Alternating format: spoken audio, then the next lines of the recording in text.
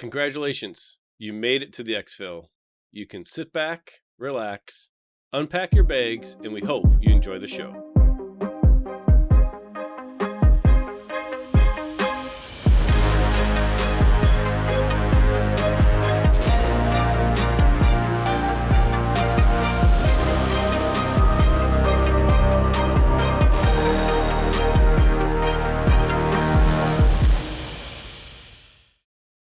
Hey there, Mike, aka MTBtrigger here, and with me as always is my co-host Ronal, aka Eric.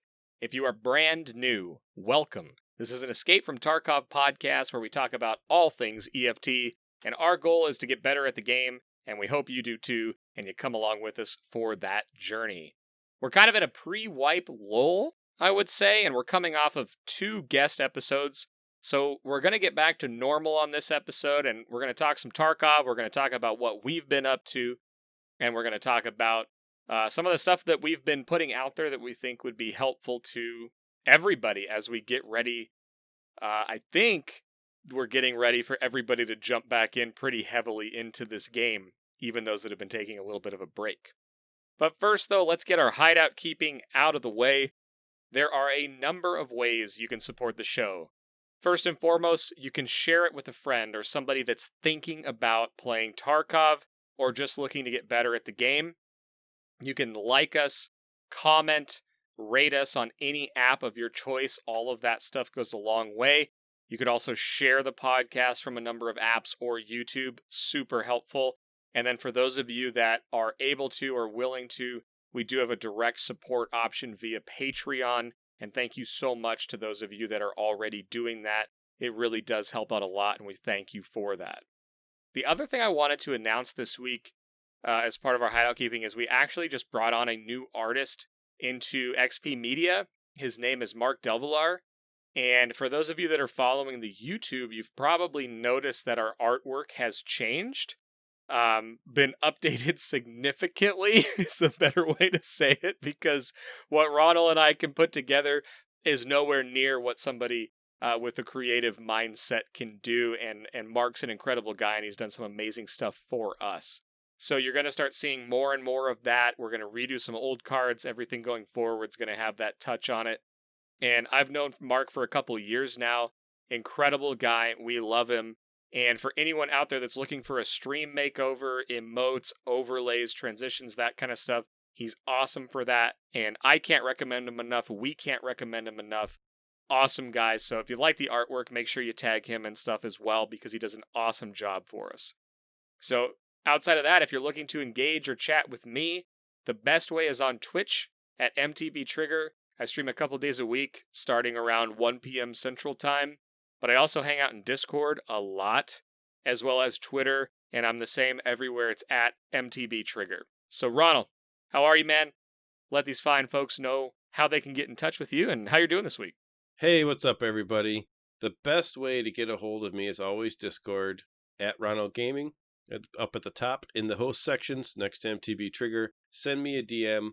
We're all on Discord more than we like to admit, and it's the best way to get a hold of us. Otherwise, outside of that, you can email the show at xpmedia2020@gmail.com if you have something that's a little bit more formal or that you don't want to send through Discord. Once again, I'd like to send everybody over to xpmedianow.com. Check out our blog. We've got gaming topics up there right now, but we've got more stuff coming that's going to be general industry things, gaming stuff, just kind of all the things we think are interesting, and you might too. So you might want to check that out. Besides that, I think we've had a pretty good week in Tarkov. So how have things been going for you this week, Mike? Before we get to that, I wanted to ask you, how does it feel to have a hashtag created based on the last episode in your honor? And what I'm referring to is the hashtag Team Ronal that is surfaced on Twitter. Well, I'd like to thank everyone who's participated in that hashtag, whether publicly or not, and it just adds to the feeling of superiority that comes from being right when you get into a discussion with people that are wrong. And I just wanted to say that a special message to my friend Geek, who is still processing these feelings of not being right. The internet agrees with me, and the flea market Illuminati is alive and well. It cracks me up that, I know that from the response we've got on that episode, and just, I think everybody gets that we had a really good time discussing that, but it cracks me up that people are already taking sides. And personally, I'm going to be thrilled sitting on the sideline watching this unfold, because I cannot wait for round 3 of that conversation once we see how the find and raid changes actually play out in the market. So that's going to be really fun. In all seriousness, I just want to say to everyone who's listened to the show and really enjoyed it, you can tell that we had a good time doing it. And especially if you get towards the end when we're laughing and having a good time, you can tell that there are a lot of different opinions on this. And as we get into the wipe in this next phase of Tarkov with these changes, I think it's going to be important to remember that there are different people that play Tarkov very differently. And that's the thing about Tarkov is it's a shooter with a bunch of MMO aspects that's going to really bring out different types of play styles. So I'm excited to see what happens. The flea market Illuminati is alive and well. It will adapt to whatever Tarkov throws at us. And I also am looking forward to having the conversation again in a couple months when we see how this really actually plays out. Well, and, we have a hey thanks section in the Discord, and I'm going to use a second here just to say thanks to you, actually, because I tend to play 1 or 2 games and I go all in on them. And right now it's PUBG and it's Tarkov. But I do play some games casually from time to time. And I think over the last few weeks especially, it's been really helpful for me to look at all of the different ways that people play the game. And it doesn't matter if you consider yourself a rat or a Chad, or if you play 1 hour a week or you play 40 hours a week. Skill is different for everybody. There's somebody that could pick this game up tomorrow, never having played it, and be better than I am at the game. It's just how gaming it is. Some people are wired for specific games, and some people like to play them differently. And it's something that I had never really put a tremendous amount of time thinking about how other people play the game, how the way I play the game affects them. But it's been really interesting as I look at all the titles that I've played recently and how I interact with the communities, how I play the game, how I interact with the game, and what I'm aware of is it's just been really good for me. So I'm trying not to say it in a negative way, and I'm not trying to say, thanks for showing me the casual or the people that play less than I do. That's not what I mean by this. I'm well aware that I tend to play more than most people do on certain games. And I don't know, it's just swimming around in my head, but it's been really eye-opening for me and been a really great thought experience going through how other people play the game. So thank you for that. It's been really helpful for me. I don't know, maybe that doesn't make sense. Maybe it does. I don't know.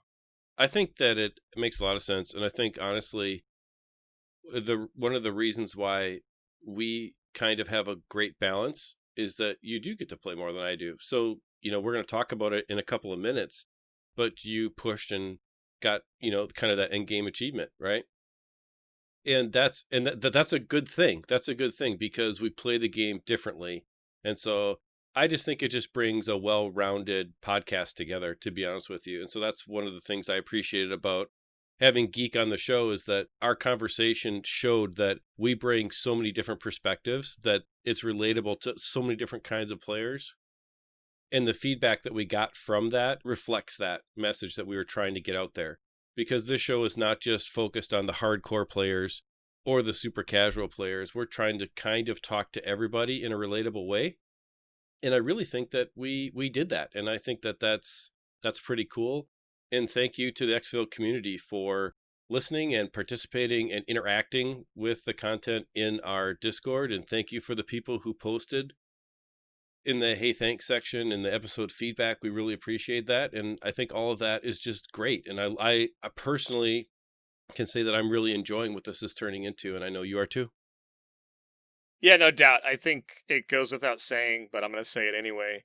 But when you guys take the time to reach out to us and say, hey, this section of the show was awesome, this section of the show wasn't that great, here's why we think that, There's times where it's like, man, I don't feel that way, but it got received that way, so we want to get better at that. But when you're saying that you're laughing with us and you thought the end of the last show was funny, it's really helpful for me, especially when I'm sitting down listening to the audio back and I'm editing it, trying to figure out if it's actually funny or not.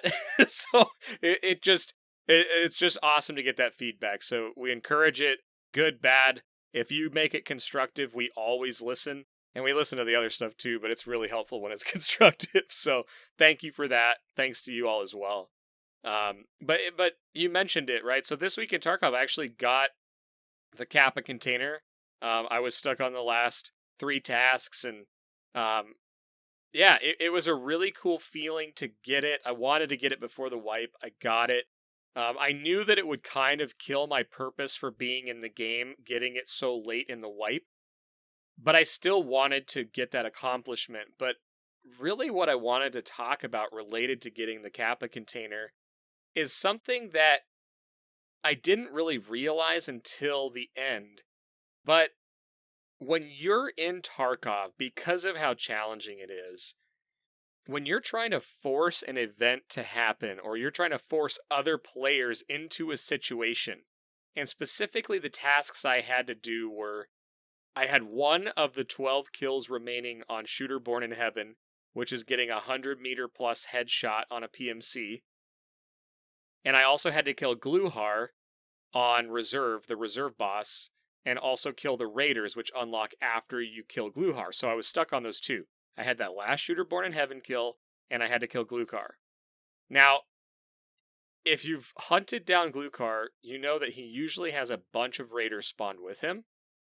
And oftentimes you'll know he's on the map because you'll hear a crazy firefight on the other side of the map, and then you'll roll up on that and there's just a pile of dead bodies everywhere and he's gone. And that happened to me over and over and over and over. And the thing that happened with me on Interchange is I kept killing people under 100 meters, or I'd kill them by shooting them in the thorax, etc. And it was this concept that I hadn't really thought about, but when you're trying to force an event to happen in Tarkov, it can get really frustrating because this game's really not set up for that. And kind of what I realized was that going into Interchange just with the mindset of getting a 100-meter plus headshot is super challenging because guess what? Other players don't want to get shot from 100 meters away. And they're not going to engage you when you shoot at them from 200 plus meters away. So it was interesting strategically trying to set this up. But I found that when I was like pushing spawn points and then trying to maintain this 100-meter barrier, it didn't work very well. And then I went to the EXFIL camping side of it to get this last kill. And I went up on the rafters on the Emercom EXFIL and tried to shoot people as they're EXFILing. Again, they don't stand still when you're doing this, and you're trying to force them. They know what's going on. They know what you're doing. You're trying to kill them as they EXFIL, so they do everything in their power to not allow that. And it's frustrating. I spent probably 10 hours on Interchange alone just trying to get this kill. And the funny part is, I actually got it when I went in playing with someone else to show them the stash looting. I was like, yeah, I can show you around. Let me show you where they're at. I'll show you the markers that I use. And then I went in. I happened to have a thermal on because it's just easier to get that task done. And there was 2 guys running down the wall. And I shot him. I got the task done. And I was just like, I was so happy to be done with it. I was like, I don't even want to loot those guys. I want to get out and I want to go hunt Gluhar. But then it led into that next frustration of now I'm running reserve with one goal in mind. And it just brought me back to this realization that the best experiences I had in this game was when I was open to what the game sort of offered me.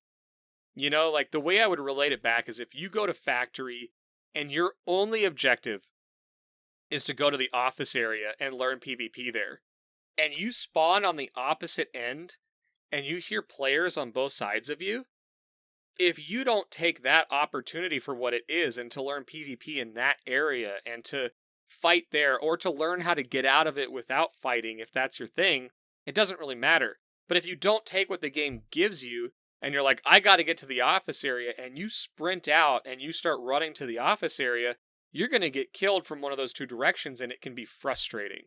So I realized how often I was putting myself into that box, trying to learn something specific or do one specific task. And then I realized that the times when I learned the most or got the most accomplished or had the best raids were when I followed what the storyline was in that specific raid. So I know that was long-winded, but it was kind of a revelation for me that in the wipe, when things do reset, my plan is now to be aware of all the tasks that I have available, all of the things I can be doing, and work on them as they become available to me or if it makes sense. So that's kind of what happened last week. And again, for me, it was a big revelation moment over two really hard tasks. But I want to talk about that. Yeah, I think the task system is going to go through a couple different iterations by the time the game is done, because I've kind of found similar feelings where the task system forces you to do things that are not kind of part of the natural flow of the game. And I don't think that's what they intended. I think they intended the task system on some levels to be a training ground for some things, to force you to play the game multiple ways, but it's not really like that right now. Yeah, and I think to that point, most MMO games have tasks that are locked behind other tasks.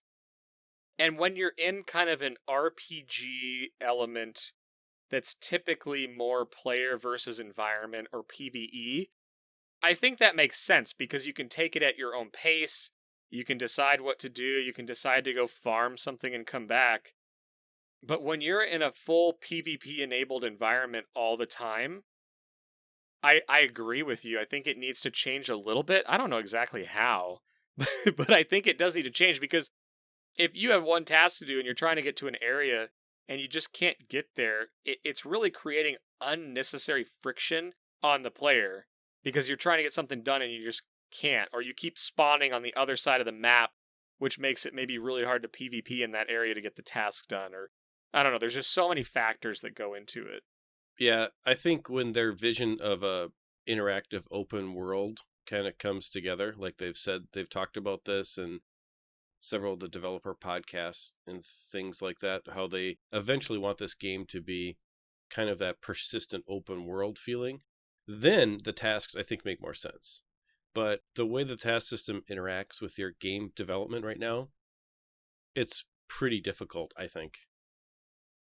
So do you think it could be a more open task system, meaning you have more tasks that you can accomplish earlier, I would say? Like, I think they have to have some things gated, but do you think it would be bad for the game if you could go into customs and say have like 10 active tasks instead of 3?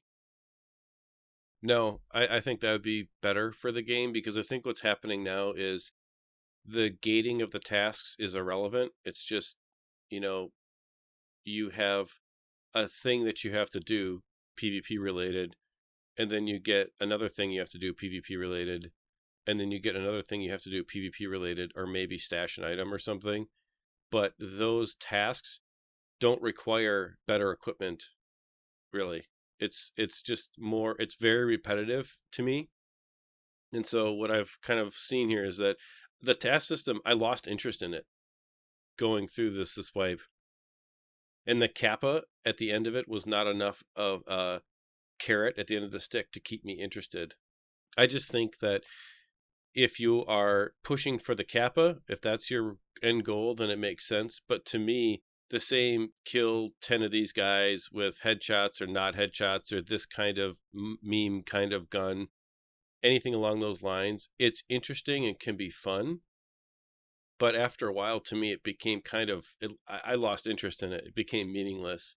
And the only thing that leveling meant to me was unlocking the traders. And that was it.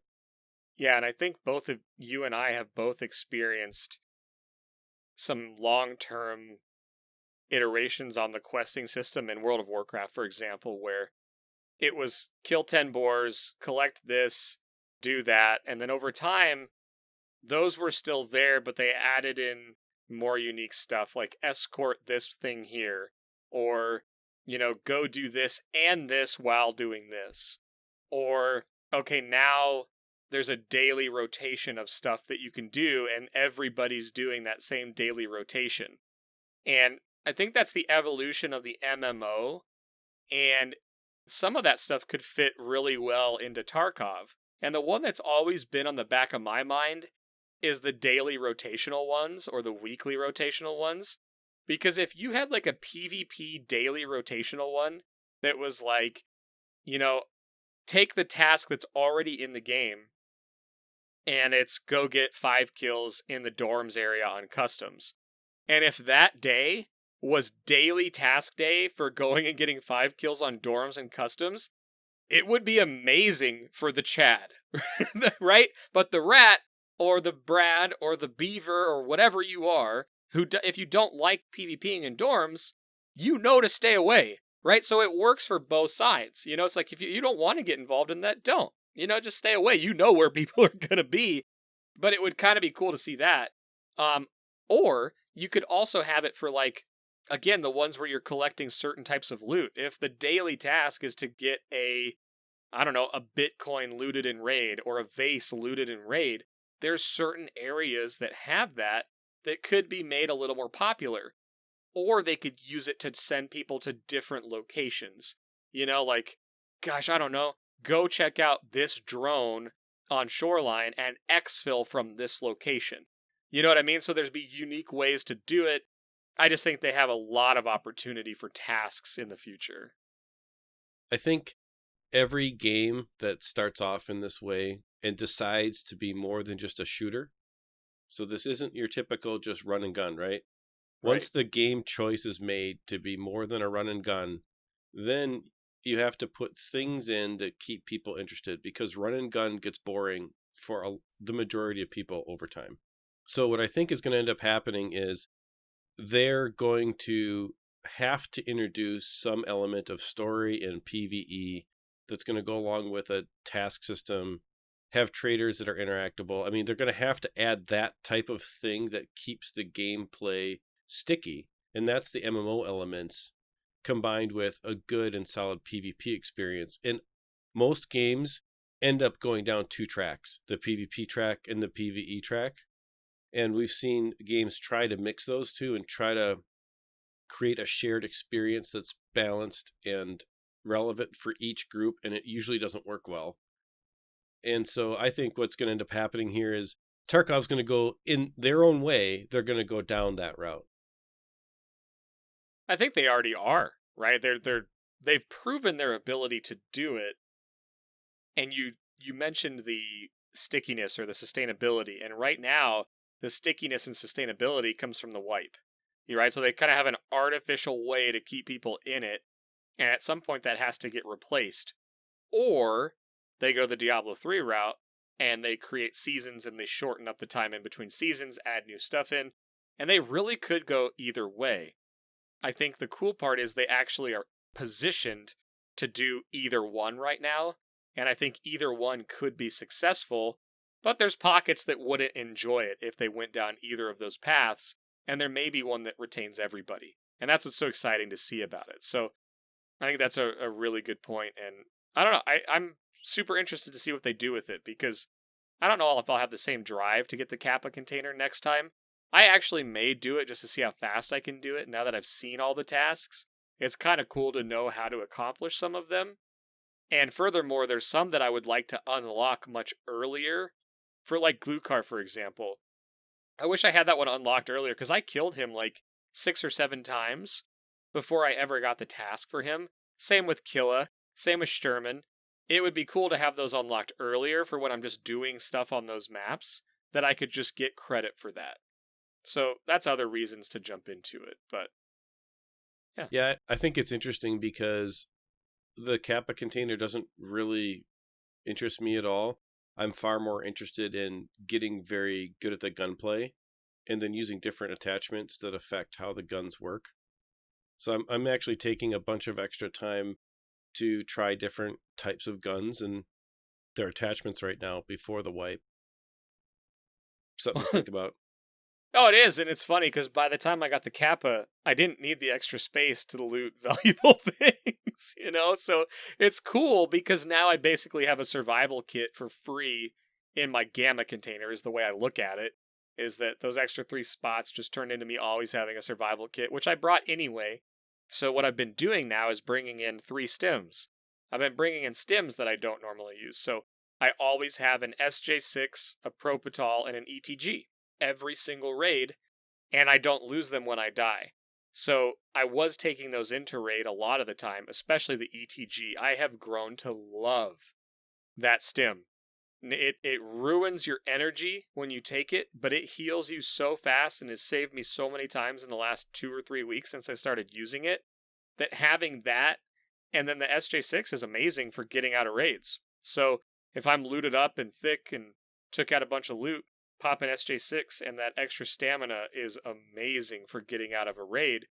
But it felt really bad to me having that in my pocket and losing a 60,000 ruble item if I died. So, I don't know, super interesting. I agree with you. We'll see how it goes. Their task system probably needs work over the long term, but it's also not in a bad spot right now. I enjoyed finishing it. It kept me engaged. It got me frustrated as heck at the end. But at the end of the day, I was driven to finish it, and I did. So, pretty excited about that. Yeah, I think it's not in a terrible spot. I just think it's too repetitive. So getting through all the tasks, I mean, there's so many of them that are just the same thing over and over and over again. And when you look at a task system in other games, other MMOs, over time, they develop certain patterns, of course, but they don't have the exact same type of thing over and over and over and over again. And to me, the Tarkov tasks are extremely repetitive. And it's not enough right now to keep my attention for playing the game in that way. So I'm looking forward to how that gets developed in the future. And I'm not saying it's bad. I'm just looking forward to the changes that they are going to make. Right. Well, and, you were talking about the run and gun, and this is actually not completely related to Tarkov, but it's happened in the last week. One of the original run and gun games that I got heavily into was Unreal Tournament. And the reason that popped into my head was for my birthday, which was also last week. A lot of stuff happened last week. But I got the 15-key Stream Deck for my stream, which allows me to have a bunch of commands and stuff on the Stream Deck. And one of the things I did is I went and recorded my own versions of the Unreal Tournament, like, iconic voice lines. So I recorded and put reverb and echo on me saying headshot and double kill and ultra kill. And then I did Leroy Jenkins, right? And all of these, like, iconic to me voice lines. And I want to do some of the Tarkov ones too. And so that I can, when on stream, I can actually push the button and have it be my version of something that was impactful to me. But it's funny, when you said run and gun, I immediately forgot that you weren't aware that I did that. I was like, yes, I can't wait to talk to you about that. That's awesome. I'm looking forward to seeing all that stuff. So what, I know your game time was a little limited this week. What if anything, did you get done in the game this week?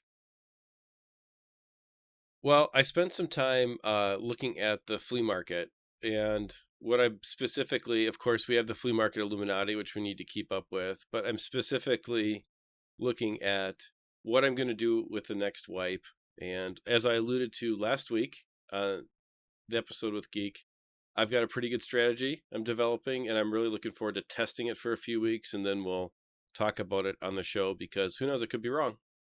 But I think that it's going to be really interesting. I did get a couple of raids in. So without giving anything away, have your tests for post-wipe Illuminati activity been going well? Yes. That's the best answer possible, because I thought you were going to keep going, but you didn't. So how'd your raids go this week? So the raids have gone well. I'm specifically going after playstyles where I use really bad gear, or like level 2 gear, level 2, level 3 armor, guns that don't have very good ammo. Going after trying to figure out, okay, I'm going to get this stuff scavving, and trying to see how survivable I am going up against all the Chads right now who are wearing all the big stuff.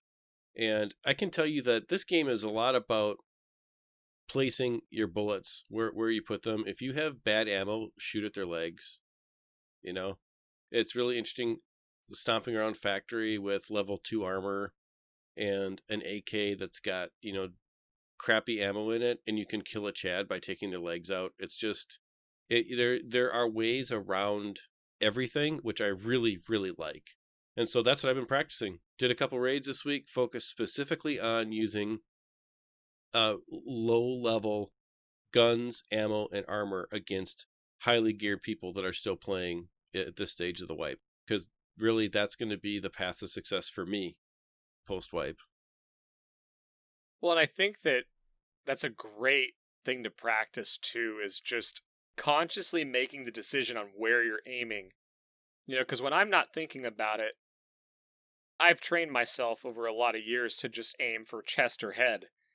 But if I'm scavving or I've got a bad ammunition type in a gun early in the wipe, there's a very real strategic advantage for not aiming for the upper chest and the head. So I think that's a really good point.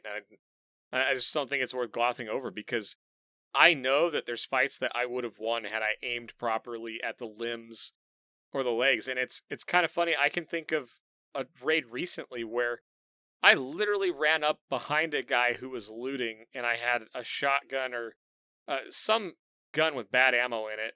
And I was behind him. He was prone looting, and I shot him in the back of the head twice. And I know that the ammo didn't penetrate the helmet. He crouched, turned around, and killed me, and I about lost my mind. And then I realized, I was standing behind him, and I could have just, put it into his legs twice, and he would have died easily. Or I could have taken the time to aim for the neck and not the head.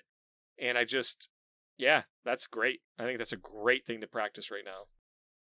Yeah, and I've been practicing getting good at the spray patterns of the different guns, because even with high ergo and highly effective attachments, those kinds of things, the guns all have different spray patterns. And so when you're aiming down, it's actually really hard to aim down, because you're either going to hit the ground or you're going to do something weird with the spray pattern of the gun. And so I've died a lot doing this, but it's primarily on factory, because people are on factory comping around, and I really want to go up against the super chads. The point of this exercise is to go up against the super chads in close quarters combat. And so holding factory, holding the office or holding the breezeway or in the tunnels, those are kind of the three places, and using guns, aiming for the legs, and trying to understand how to defeat that high level armor has really been good and kind of fun to do. And so I really encourage everyone, if you have a chance to do that now, don't worry about money. Don't worry about all the different things. Just go get good at this part of it now, because this will really help you gear up after the wipe. And remember, since we can only sell things that we find in raid, you're going to find a lot of good things by killing good players. And in all seriousness, you can really do that effectively by taking out their legs. Yeah, and in theory, and we don't know this yet, but in theory, killing somebody, when they bring something in to a raid, it loses found in raid. So we don't know this yet. But if it works how it does now, if you bring in a piece of armor, and as soon as you enter the raid, it loses find in raid. Now, you can take that out and use it, or sell it to a trader, which some of that has great value. But that's one of those areas that if you're listening to this and be like, wait, that doesn't seem quite right. We don't really know yet how they're going to do this, because they could use the white found in raid check mark and the yellow found in raid check mark, which would be task eligible credit versus not. So if you listen to this 2 weeks from now, right, we're at the end of May, if the wipe happens, you're like, he was wrong. We don't know yet. we're speculating there. So I agree, though. And I did want to ask you a question, though. Are you using no grenades and stuff on purpose? Are you just trying to get into firefights to see how you fare? I'll answer that question, but I want to comment one thing on what you just said. Regardless of what happens with what you find in raid, whether it counts as found in raid or not, you can always take advantage of using it. You can repair it and use it. And even if it goes all the way down to 0, you still have the opportunity to use it. So I kind of all count that as a win all the way around in the way that I look at what I take out of a raid. So whatever battle state does with the check marks, I still am okay with however that works. But to answer your question specifically, I'm not using grenades and I'm not using stims. And I'm playing the way that a level 0 player is going to come in. You're going to start off with whatever you have. You're going to scav. You're going to try to find, and you're just going to go from there. And it's really interesting because I am playing a lot better now because of the experience of the wipe. But I'm also getting a little bit frustrated because when it's like when you make mistakes that you understand that you made a mistake, it's almost worse. Sometimes it's frustrating to die and you don't know what happened and you're just like, okay, I'm just not good. But then when you make a mistake and you die and you know that I died because I made the mistake, this one's on me, right? This is not anybody else. This one's on me. Sometimes that gets a little frustrating and aggravating, but what's really funny though is that when the Super Chad does finally kill you and you've been hunting each other for a while and he comes over to me and he sees I have a level 2 armor, I really wish I could see that happen because, I don't even have to insure anything. So I put that on the same level as when you find the loot stash of somebody who hid their buddy's gear trying to save it, and you take that out, and you now know that 48 hours from now, those friends are going to fight because one of them thinks that they took their loot out and didn't tell them about it. It's the same sort of feeling you get when someone kills you after a great fight and they're going to come see that you had like an unkitted AK and just like a horrible armor and stuff. Like, yes, those are two great scenarios in PvP games. Yeah, I absolutely love it because I'm sure they're thinking, why are we had this good 15 to maybe 60-second fight, right? And whoever wins or whatever, if I win, I go get their stuff. But if they win and I'm dead, they're probably thinking, okay, who knows? This person was maybe good, maybe not, but maybe not a scav for sure. And they come over and it's just junk. So that's just funny to me. It's awesome. Well, I love this conversation on things that we can be doing to get better in the game by playing right now and playing like a level 0 character going up against better geared players. I think that's going to pay dividends in the post-wipe scenario. To your point, it doesn't matter if you can use the stuff or not in a task. Winning a PvP battle after the wipe is going to pay dividends. So I do think that's a very, very good thing. What I also wanted to do, though, was take time to talk about things you can do that aren't necessarily gameplay related, but could also help you out in the game. And I'm sort of putting you on the spot here, I know, but we had a ton of feedback from one of the YouTube videos that we put up. And I say we loosely there because this was largely and basically entirely your project. And it was the FPS and optimization video. And I've been hearing about it. I know you've got some feedback on it.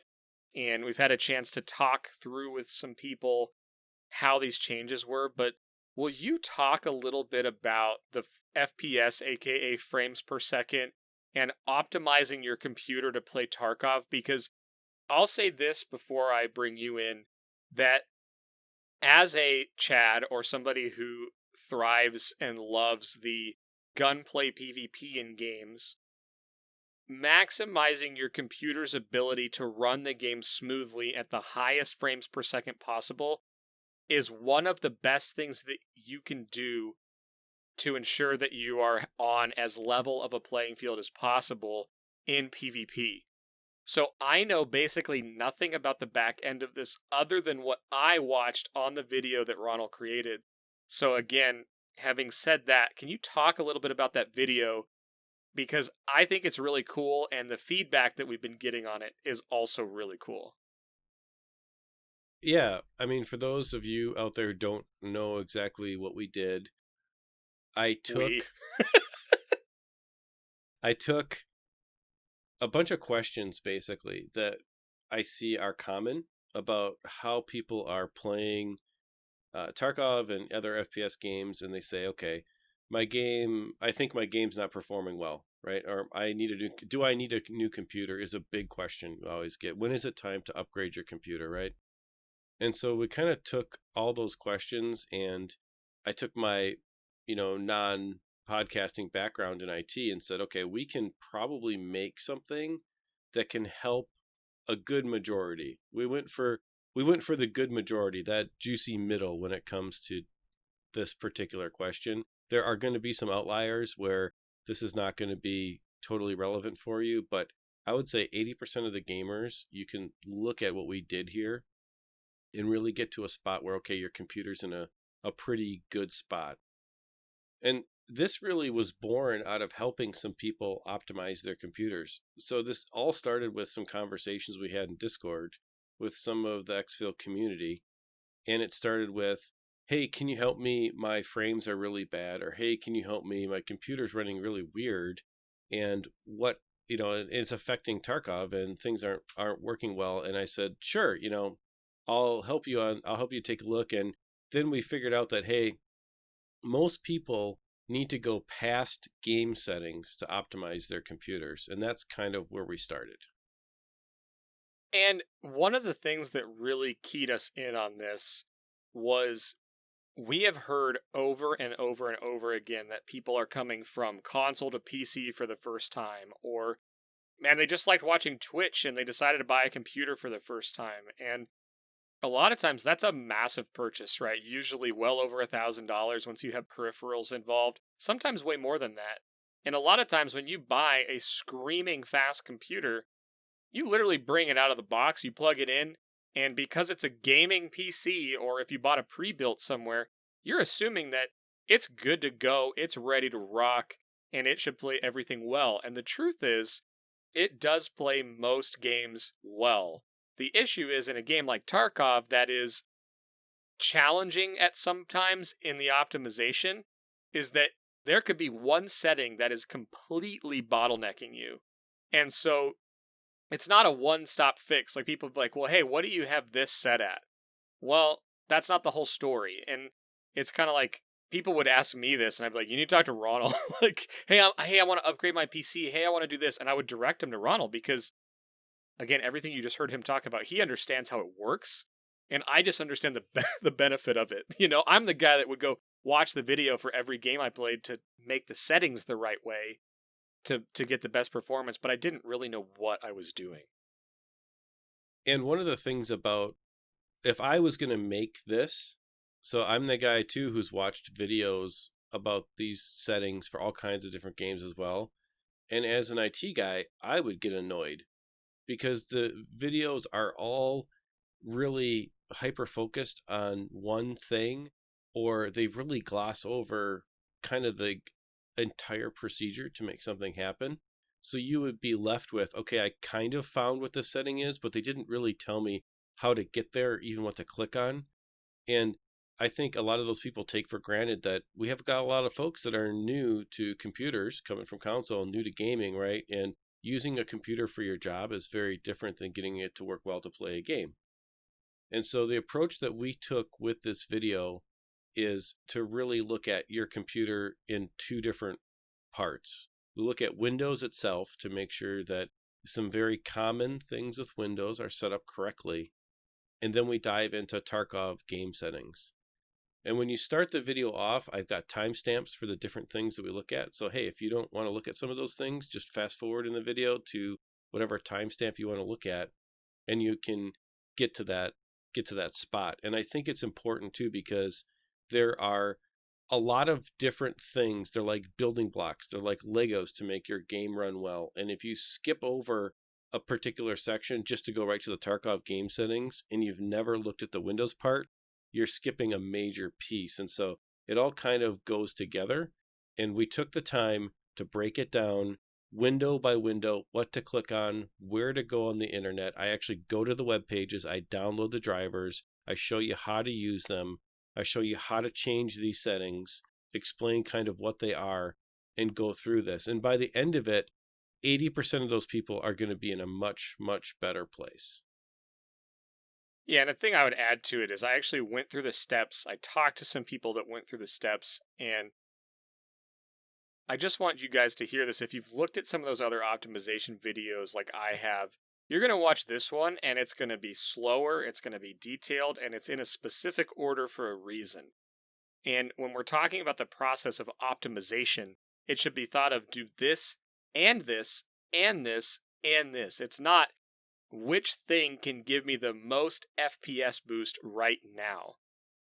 We could tell you which ones do that, but it's really not beneficial in the long run to not do it. So the way I would frame it is, if you think that your PC should be handling the game better, would it be worth 28 minutes of your time, which is I think how long the video is, to make sure that you've done everything possible to get your computer ready to run the game the best?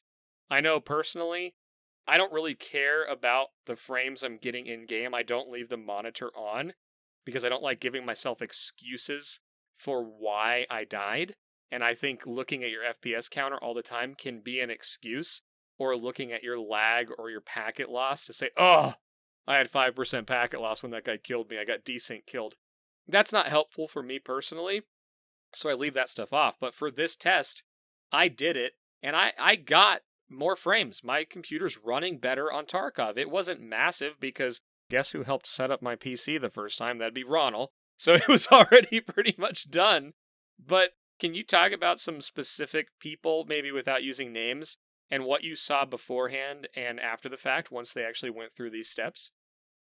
Yeah, I mean, there were some interesting scenarios we ran into that were kind of outside of the norm. I went through and helped one person who was already pretty far down the road and used to recording game footage with their PC, and we figured out some issues with their computer that had to do with drivers and power settings that were limiting how Tarkov could be recorded. And keep in mind too, all of the things that we've kind of learned going through this kind of like month-long experiment and month-long kind of interaction with people about this is that Tarkov's main problem was the stuttering. And that was not something that you could change with your computer. So I want to emphasize that. That was not something, it didn't matter how good of a video card you had, didn't matter how fast of a processor you had, you were not going to be able to change the stuttering with your computer. Tarkov has patched that particular problem. And in the past 2 weeks, Tarkov has released technical patches to really cut down the amount of memory usage and the amount of stuttering that the game experiences. And I personally have experienced that. I've experienced the benefit of that. I'm sure everybody has noticed it because it's down a lot in the last couple of weeks. Beyond that, the big things, kind of what we learned, is that Tarkov really does well around 60 to 70 frames per second. And you might be thinking to yourself, wow, that seems super low. I play PUBG at 5,000 frames so I can see people twitch out of the corner of the window. But Tarkov's not like that, right? The game doesn't work like that. And so Tarkov's engine really settles in at like 60 to 70 frames per second. And if you can get that, if you can hit tilde, type FPS1 and enter, and you can get your FPS between 60 and 70, the game is running pretty buttery smooth at that point. And you're not going to really have any kind of issues where someone sees you before you see them. It's a pretty level playing field. And so that's honestly probably the biggest misnomer that we've kind of found through just doing research and looking at a bunch of different systems and seeing how all these computers play Tarkov. If you land in that 60 to 70 for a heavy PvP game like on Factory or in Dorms or something, then you're in a good spot. Right, and that's not to say that, you're not going to get 120 and cap it out in some spots. What you're saying is, if you can hit that in some of the bigger areas that are wooded and stuff like that, you're going to be on a level playing field with most people that are experiencing good solid frame rate in the game. Correct. And graphics cards really do matter in this game. So there's a wide range of graphics cards that are in use out there today. Anything on the low end, you might have a 1050 or a 1060. Now, those cards are 3 to 4 years old now, and you're pushing it. If you're running that for a graphics card, you really have to kind of expect that your experience in a modern video game from now is not going to run buttery smooth on a 4-year-old video card. There are other caveats with graphics cards. You really have to pay attention to how much RAM they have on the card itself. If you have a card that has less than 6 gigs of RAM on your card, you're really going to struggle with Tarkov because there's lots of textures and there's lots of things going on the graphics card has to render and do. And so that's another super important thing. If you're looking at a graphics card, make sure you get one that has the appropriate amount of RAM. Power supplies really come into play. If your graphics card is running, and when you play a game and it's pushing itself to the max, if it's experiencing some power draw issues in your power supply, you're having undervolts or brownouts with your power supply, your computer can do weird things. That's when you get glitching and artifacts on your screen, and that kind of thing can happen. Cooling is another big problem too. Some people will, my computer's stuffed down under my desk because I don't want to hear it, right? Well, if it's not getting enough airflow through it and the graphics card gets hot and stays hot, that's when you get lines across your screen because the memory on the graphics card is starting to burn up, literally burn up. And so then you start having these issues. And so people with graphics issues, it's not just, oh, my settings are set wrong. It's like you got to look at kind of everything, right? You got to look at all of what's going on with your computer. And graphics cards for Tarkov, much like a lot of other modern FPS games, really, really matter. Another area where when we started to really dig into this was processor. People were under the assumption that you had to have an expensive modern processor to make Tarkov run. And so we kind of started with this idea of where is that kind of minimum age of processor that we could really make Tarkov run well. And thankfully, because we have a lot of people in the EXFIL community, we've been able to see kind of a broad range of systems and kind of a broad range of CPUs in those systems. And so if you have a modern Ryzen chip, Ryzen 3, Ryzen 5, Ryzen 7, you're going to make Tarkov run great. If you have an i7 or an i9 that's less than 3 years old, you should have zero problems at all. One of the interesting things about Tarkov is that the processor is not as important. There are some games where it really matters, but at Tarkov, the processor is not as important. And so we were able to create some settings optimizations with textures that leverage the processor more and took some load off of the video card. And I talk about that in the video. So if you want to understand that, go watch the video on youtube.com/xpmedia now. And when you get to that point and you get your computer using all of the different pieces kind of in a efficient way, you can make your system run really well. And of course, the last question people have is about SSDs. Are SSDs important? And the answer kind of is a yes at this point. Keep in mind, there are 4 different kinds of SSD drives now out on the market. And so when people say, should I go buy an SSD? And I get asked this question at least once a week. My answer is yes, with a star, right? The asterisk is what kind of system do you have and what kind of SSD can your system support? So usually it's tell me what motherboard you have, and then we'll send, they're like, send me a link of what I need to buy. So I'll send them a link of if it's an NVMe, if it's an NVMe 2, if it's a PCIe 4 NVMe, or if it's a regular SATA 6 gigabit SSD interface, drive. There's different types of SSDs. They all have different speeds. But at the very least, the cheapest SSDs are the ones that are a 1-for-1 replacement for old spinning hard drives. And those are the SATA kind. You at a very bare minimum, got to go pick yourself up one of those to run basically everything at this point. If you can do kind of those basic things, your system is going to be optimized pretty well, along with a bunch of other changes, which we go into in the video. Yeah, so can you recall, or do you know the biggest FPS change from working with somebody on this? Like, what are the numbers? Like, what was the biggest percentage, or if you know the hard numbers, change that you were able to achieve going through this with somebody? I think one of the most interesting changes was an exact double in FPS.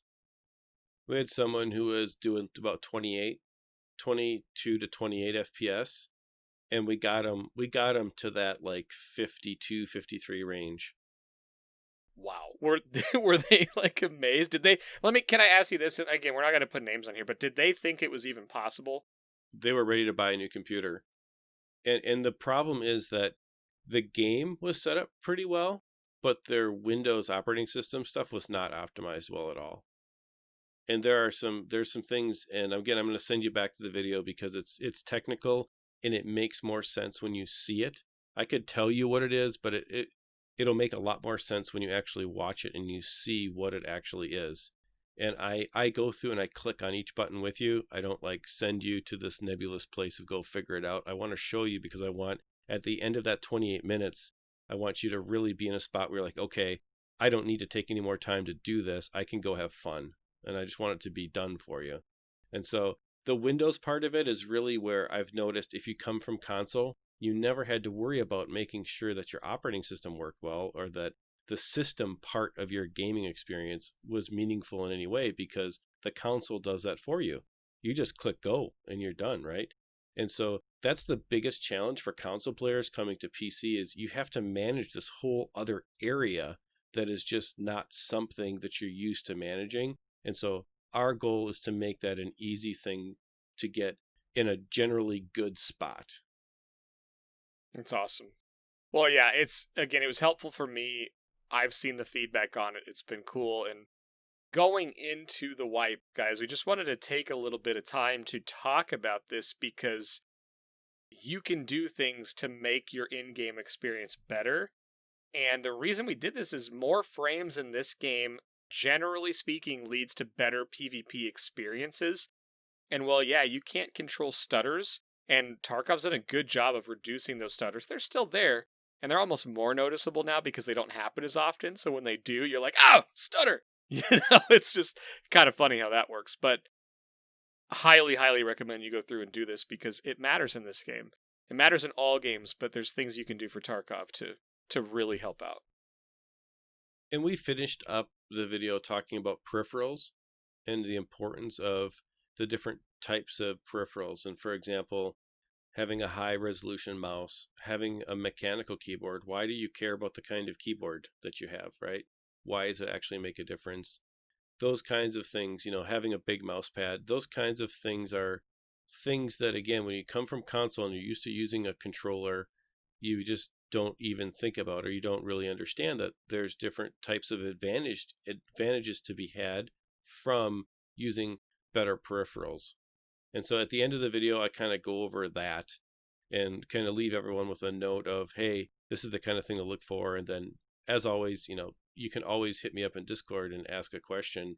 And I do get back to everybody. It may take a couple days because there's lots of questions, but I do try to get back to everybody so that everyone can enjoy the game. That's awesome.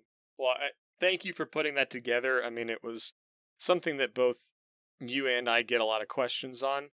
I run a 2 PC stream setup, so I get a lot of questions on that and mostly direct all of the specific stuff to you because I don't, I know the high-end type of stuff because, I know what works. I know what my system is.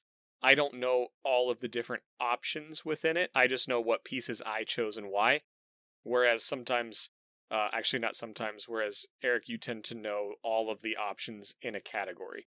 And so if you want specifics on the way my setup is running, you can ask me that because I know why I picked and have the stuff I have, but there's other options out there and that's where I'm less familiar. So great work on that. I thought it was awesome. But I kind of want to wrap this episode just on kind of one final thought or question. And we've talked a little bit about the flea market Illuminati today. And I wanted to see if there was any information that's come out from Tarkov on the wipe in the last few weeks since we talked to Jeremiah and to Geek. And if your prediction is changing related to the economy or economic conditions in the post-wipe Tarkovian Empire. I don't think so. I still think that the flea market Illuminati will dominate the economy quite well. I haven't changed my prediction at all. I still believe that the changes to the flea market are going to hurt the casual player base for the same reasons that we went through on the episode last week with Geek. I think that everyone will adapt to a certain extent, but I do think the amount of fun that a casual player is going to have in Tarkov is going to go down. And I don't think it's going to hurt the people that are playing now, because if you're playing now, you like the game, and you can either decide to play it or not. It's the new person who's going to pick up Tarkov in the next wipe who's going to come, and they're making the curve to get into the game in a meaningful way unnecessarily hard, because they're listening to the 0.001% of the player base who are complaining about something that is very specific that most people never experience. And whenever games do that, they generally fail. It never works out well. And so I'm hoping, in all seriousness, I'm hoping that they actually make some changes away from what they're going to propose doing once the wipe happens, and it may be something they're like, this didn't work. And so I'm really hoping that this is not a change that sticks. I'm actually kind of upset that you took my prediction change just now, because as I've thought about this since we talked about it, the clarification you made to the new player to Tarkov, right? I actually agree with that almost 100%, because it's not the casual player or the hardcore player or anybody who's already playing the game. Even if you've been playing the game for a couple weeks going into the wipe and you have some experience and you understand the systems and you've read some guides or you've talked to someone, and Tarkov got his hooks in you like it does everybody that digs in. I think the challenge is going to be the hooks into the new player, the brand new player. And after the wipe, someone new picking up the game, I think the hook is going to be a little less sharp. And maybe it doesn't have the barb on it that hooks into the lip so much. And that's sad for me, because I think everyone that's playing this game right now knows why it's so good. It's frustratingly fun, and there's a really delicate balance of that. And someone who already has gone through and played some is going to be able to get past some of these system changes just because of experience and knowledge alone. And so I don't think it's going to change the hook for anybody. It may alter it slightly, but I think we'll probably all still jump in. It's the new person I'm worried about. So it's interesting to me that you latched onto that same sort of clarification of your point. That, again, I don't think you're changing your prediction there, but that brand new player, and this game does have the ability to attract brand new players. It got both of us, and then it got waves of people when they did the drops event. And to think that Battlestate is not planning stuff for bringing new players into the game, I think would be an incorrect assumption. I think they want new players in the game. They're stabilizing the back end. I too share your concern for the brand new player. And again, I'm hopeful that, just being fully transparent, that someone brand new gets the game, and if they get a little bit hooked, that they find the show and they hear our journey from being new to where we are now. And we're going to get to sort of start our journey over again with this wipe. And I'm excited about that. And I hope people really do come along and experience that journey with us. That's been the coolest part about doing this. So, yeah, I I wasn't trying to lead you there. I wanted to have my own revelation on the show this week, but you stole it. Well, let me ask you this question then. I think that just as equally as the new player is going to be hurt or burdened by this change, the broke Chad is going to be just as equally hurt by this. And I don't understand the people that are yelling for this. They don't seem to understand this is going to make their life a lot harder. Yeah, I think the only difference that the broke Chad has in this scenario is the knowledge of whatever they've dug into in the game. And I think this change for somebody that struggles with the economy and is always riding that line of just not quite having enough rubles to do anything, I think this change could nudge them in the direction to figure out the economy and really look at their playstyle to say, why don't I have money, and so over here who maybe I'm better than, or I'm a better PvP, or whatever metric you're looking at, why do they have money and I don't? And it may drive some economic force into those players' games.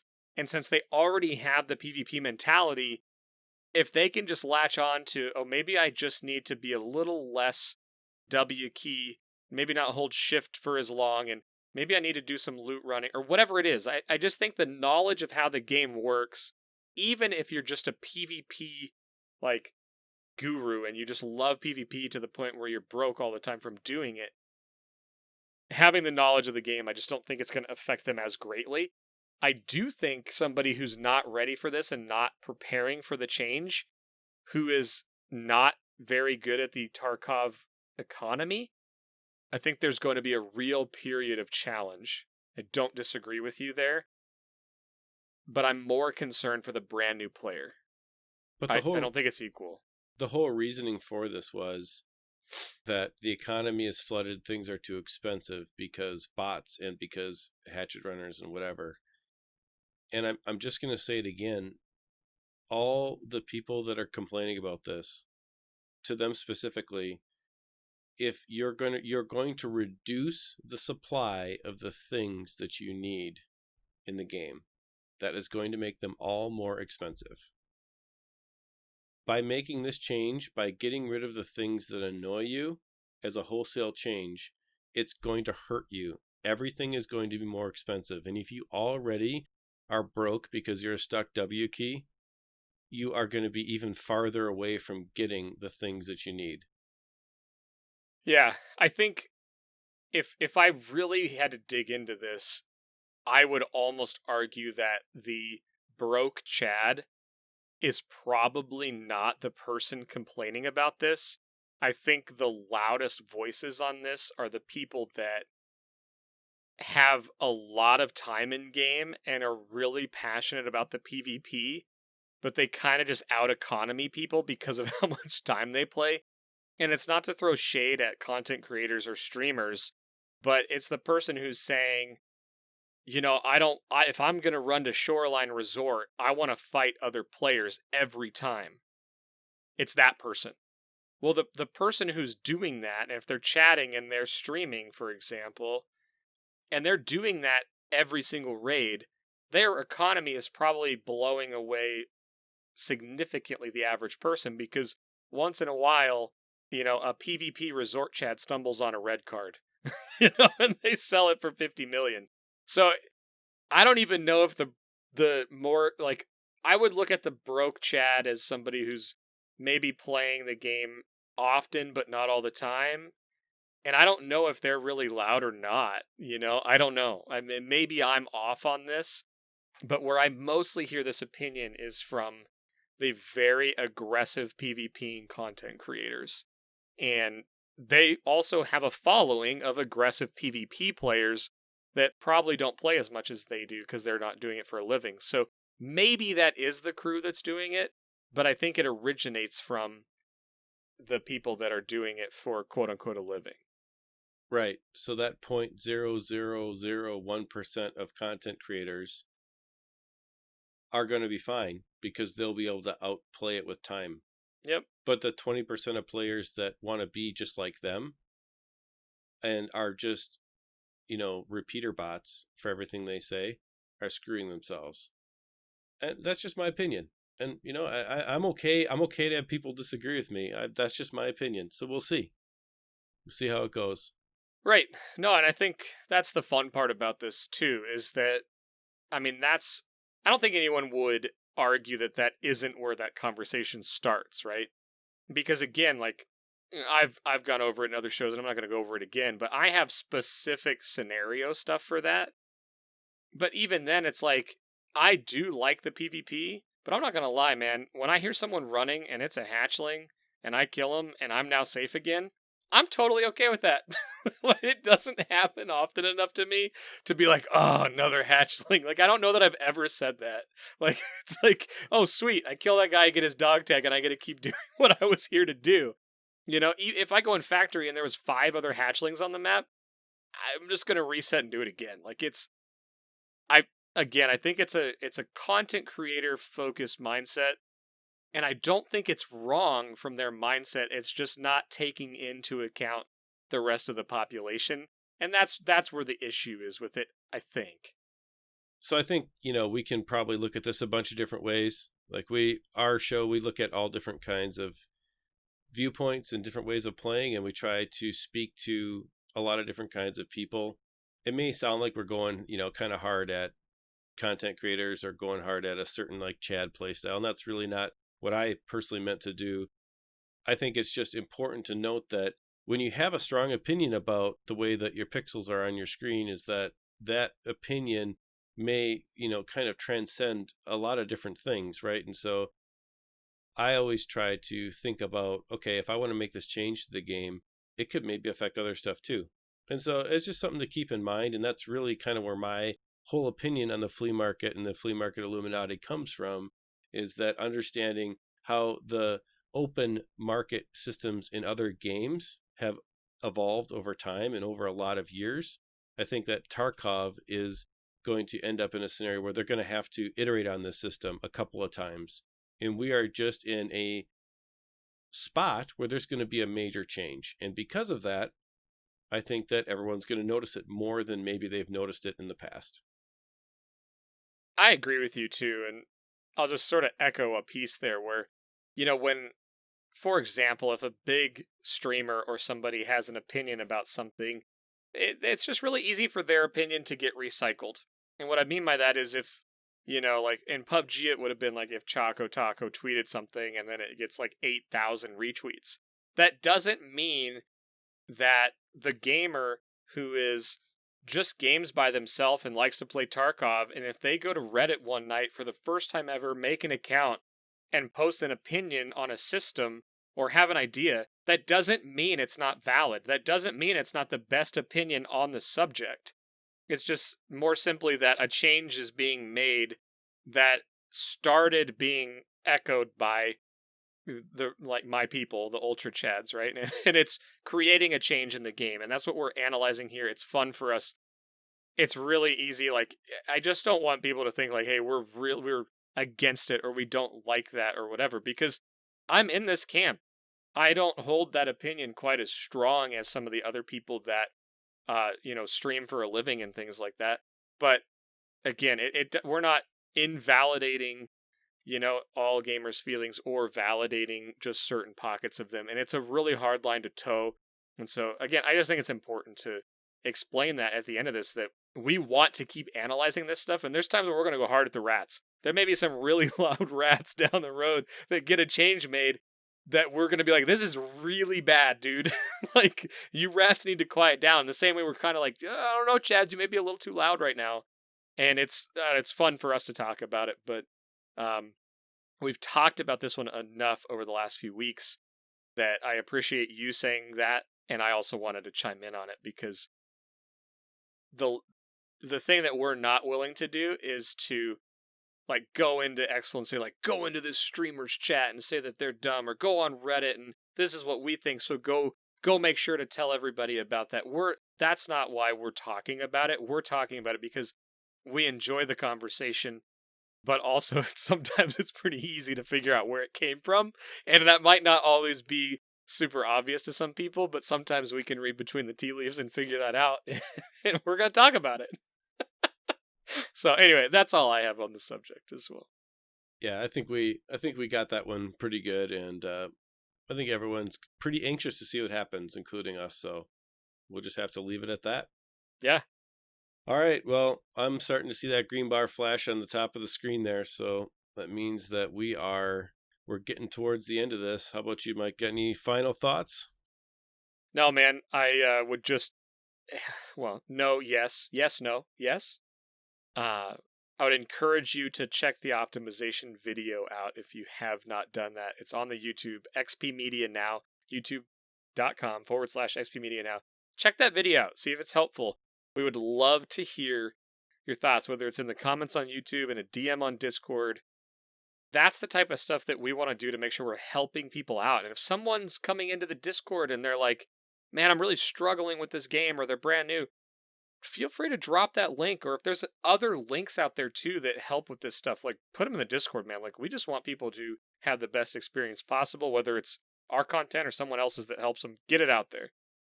So yeah, that's all. Check that video out if you have not gone through a optimization process on your PC for Tarkov. All right, well, that's it. The green bar is flashing pretty hard on my screen, and we are moments away from disappearing. So I want to thank everyone for watching and for listening. And remember, you can always find us on iTunes and Spotify, Stitcher, anywhere basically that you can listen to a podcast. We'd really appreciate it on those platforms if you would leave us a review that uses their particular platform system. So on iTunes, a 5-star review would be greatly appreciated. On Spotify, if you give us a follow, and on Stitcher, whatever Stitcher does to recommend podcasts, if you leave us a review, that really goes a long way to helping the show get pushed out to a broader audience, which just makes our community that much more awesome. Also, remember, just as we've been saying this entire episode, we have a lot of content on YouTube at youtube.com/xpmedianow. Go check it out. Lots of good stuff there, including the talk show version of this show, where you can actually see Mike and I as we're going through this. And we've got some fun graphics and things that come onto the video version of the show that you obviously can't see if you're an audio only listener. We appreciate both groups, but if you have not checked out the video podcast, we encourage you to do that. Well, everyone, wants you to have a great week. I want to encourage you to go out and spend all of your money. If you wipe with 1 ruble, it's a ruble wasted, in my opinion. So go out and try all the things that you didn't think that you would get to try. If that means an expensive gun, go have some fun with it. If it means an expensive armor, go have some fun with it. Or go practice for that wipe that's coming up, and you're going to have to basically start over again, but you have the knowledge that you gain this wipe. So we encourage everybody, go have a good time this week, have fun, and good luck with all of your runs. Good luck. We'll see you out there. Thanks for listening. And if your thing is filling an MBSS full of Tashanka every raid to make the other PMC smile if they do happen to kill you, go do it. Now's the time. Have a good week, everybody. Bye. See ya.